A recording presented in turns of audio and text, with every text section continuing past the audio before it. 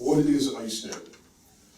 When a roof is covered with snow and you have temperatures that remain around or below freezing for a fairly extended period of time, several days, what happens is at the upper part of the roof, the warm air that's escaping out of the living space into the attic is warm enough to melt the snow at the bottom side of the snow blanket. So you have a blanket of snow on the roof. Underneath there, where it's hitting the roof, at the upper part, it melts. That water runs down the roof, but when it gets to the edge of the roof, to the eaves, the temperatures here are colder. Out here, the temperatures are the same as the outside air because that's outside of the warm air, and it refreezes. The water refreezes. And what happens is, as that process continues, if the conditions persist for a few days, an actual dam of ice will build up at the edge of the roof. That's why it's called ice damming. In many cases, the gutters will fill up with ice first, but eventually the water will continue to back up, and it'll actually create a blockage right here at the edge of the roof. And then what happens is the liquid water from further up the roof has nowhere to go, so it starts to back up into the interior space of the building. First into the attic, and then if it persists into the interior living spaces. And so that's basically what happens. And again, if the weather conditions are right, it's almost inevitable that it will happen. Last year, the year before, we had conditions that persisted throughout the winter here that led to a lot of ice damming situations. It doesn't happen in this part of the country every year. In fact, it probably happens on an average once every 7 years, 6 or 7 years. But we were lucky enough in the past 2 winters to have it 2 years in a row. So some of the things that are done farther north where this is a problem every winter are not really that viable here because of the cost. And I'll talk about that later.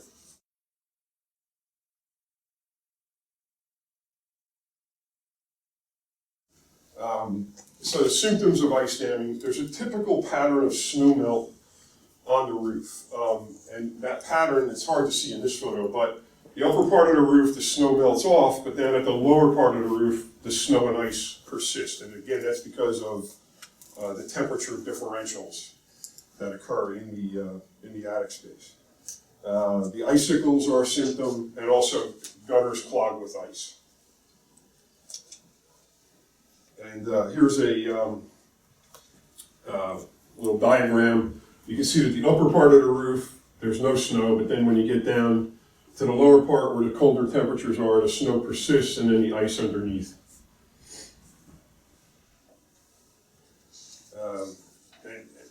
Excuse me, here's, again, typical patterns of snow. This is, right after a snowfall, the roof's pretty uniformly covered. And then later on, you got that classic, upper part clear, lower part clogged up with snow and ice. An interesting thing, very old houses, and before we were energy conscious, people didn't pay a lot of attention to insulating because the cost of fuel was so cheap, and they just didn't pay attention to it. On those houses, you'll see the snow melts completely off the roof very quickly because they're blowing so much hot air into the attic that it overcomes that differential. But in heavily insulated houses, you get this kind of a pattern because they don't allow all that much heat to escape, just enough to cause a problem. And here's another example. Same situation. And again, inside, the temperatures are the highest up at the ridge area, and they get cold down here, and then you get the refreezing that I talked about. Another example.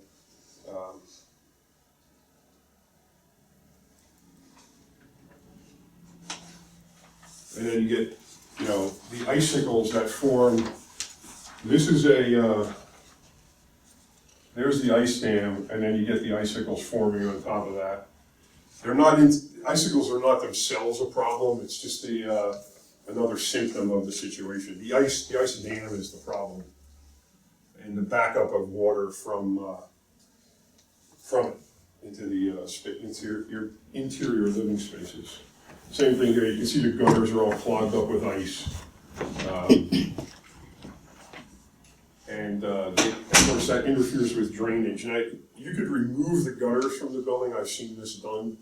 And what will happen is the water will drain off for a while until it kind of reaches some sort of equilibrium again. And then instead of filling up the gutter, it'll just start to the ice will form up on the roof itself. So it's a temporary solution if you know that warmer weather is coming the next day or the day after. Taking the gutters off might give you some relief from leaks into the interior. But if it stays cold for another week, the ice dams will just reform.